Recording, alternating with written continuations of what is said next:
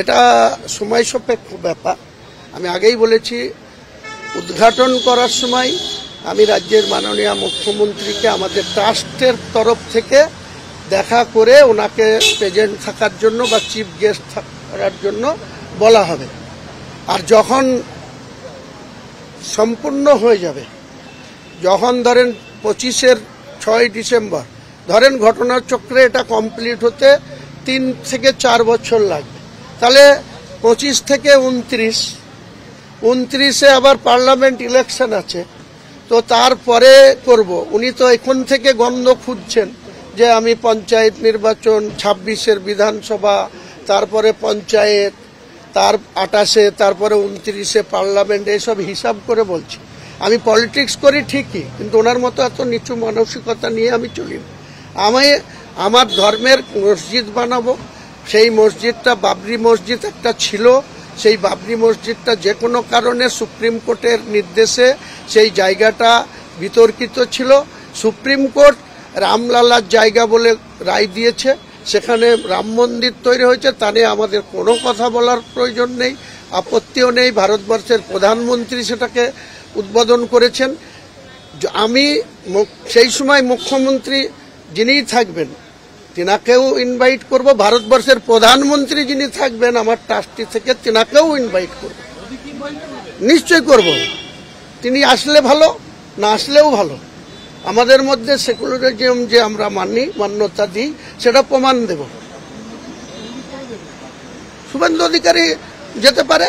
শুভেন্দু অধিকারী আমার সম্বন্ধে রেজিনগরে খুব ভালো জানেন, ওনাকে ডেটটা মেনশন করবেন যে 17 জানুয়ারি 2016 উনি আমাকে ওখানে হ্যারাসমেন্ট করার জন্য ওখানকার ওই জেলার সমস্ত এমএলএ, তখন বেশি এমএলএ ছিল না, একজন এমএলএ ছিল, 17 জানুয়ারি 2016 সুব্রত শাহ, তিনিও এক্সপায়ার করে গেছেন। তারপরে 4টে এমএলএ হয়েছিল। তো সেই সময় উনি ট্রান্সপোর্ট মিনিস্টার এবং দলের অবজারভার ছিল তৃণমূলের, দিদির নাম্বার 2 ছিল। তো তখন উনি আমাকে ওখানে অবজ্ঞা করে, আমাকে অসম্মান করে, আর একজন জেলা সভাপতি তিনি মান্নান হোসেন মারা গিয়েছেন, তিনাকে নিয়ে আমার বাড়ির কাছে তিনি মিটিং করতে গিয়েছিলেন।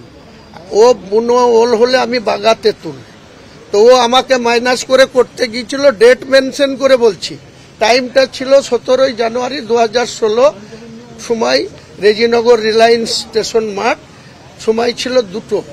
তো ও যখন আমাকে মাইনাস করে মিটিং ডেকেছিল, ওখানে সভা করতে গেছিল, আমিও ঠিক বললাম ও বাগা ওল হলে আমি বুনো তেঁতুল। সঙ্গে সঙ্গে আমিও 500 মিটার দূরে, আমি তখন তৃণমূলের কিছুতে ছিলাম না, আমি বহিষ্কৃত ছিলাম। 26শে ফেব্রুয়ারি 2015 আমাকে তৃণমূল বিনা কারণে উইদাউট নোটিশে আমাকে বহিষ্কার করে দিয়েছিল পার্থ চট্টোপাধ্যায় মহাসচিব। এই শুধু আপনাদের মাধ্যমে কোনো নোটিশ, এবার তো নোটিশ পেয়েছি, এবার নোটিশও পাইনি, আমাকে বহিষ্কার করে দিয়েছিল 6 বছরের জন্য। তো তারপরে আমি নবান্ন রাজ্য সভাপতি আমাদের বক্সিদার কাছে এসেছিলাম যে সামনে ভোট, আমার বহিষ্কারটা যদি তুলে দেয়া যায়। তুলে তো দেয়নি, উল্টে আমার বাড়ির কাছে 17 জানুয়ারি 2016 এই শুভেন্দু অধিকারী মিটিং করতে গিয়েছিল। আমি তার ঠিক সেম টাইমে আমি একটা মিটিং ডেকে দিয়েছিলাম 500 মিটার দূরে। আমার ওখানে 10,000 লোক হয়েছিল, আর ওনার সেই মাঠে 1000 লোক হয়েছিল।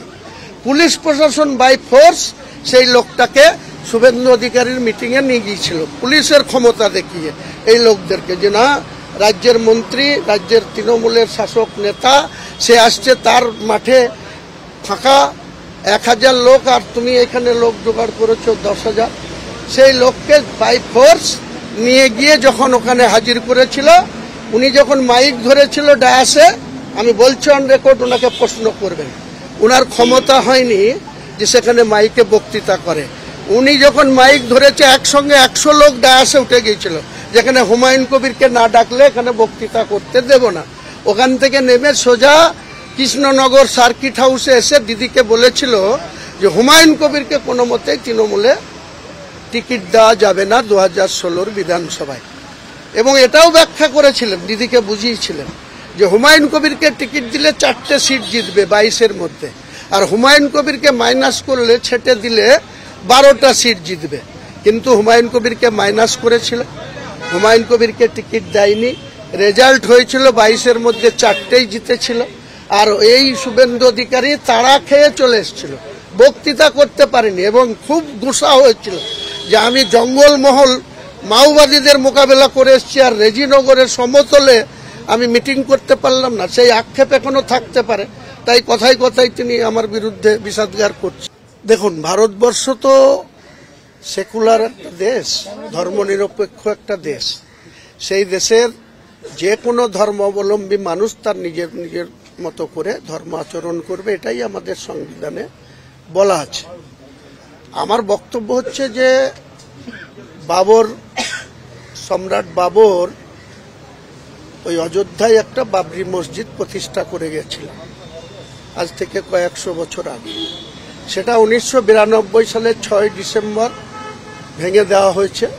সেখানে মহামান্য সুপ্রিম কোর্টের সিদ্ধান্তে 2019 সালে যে রায় দিয়েছে যে সেটা রামলালার জায়গা, সেখানে মসজিদ বানিয়েছিল। হতে পারে সেটাই ঠিক, যেহেতু সুপ্রিম কোর্ট বলেছে।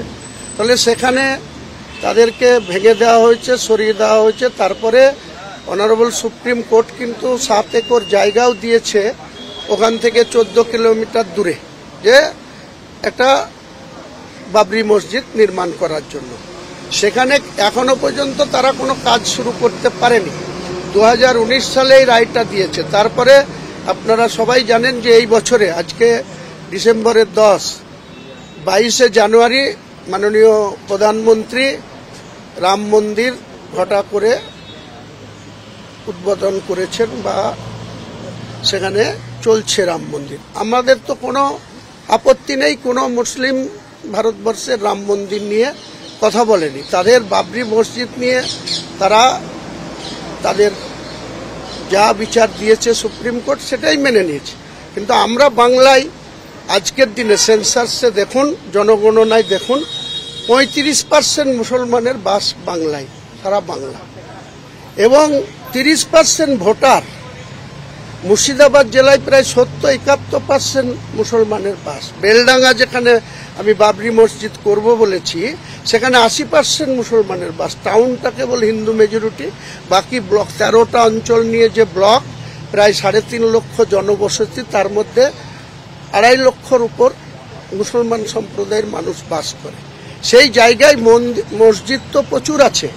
আমি একটা মসজিদের প্রেসিডেন্ট আছি। একটা নতুন মসজিদ 3 বছর আগে তৈরি করা হয়েছে, টাইলস দিয়ে, মার্বেল দিয়ে, সাজিয়ে কুচিয়ে, এসি দিয়ে।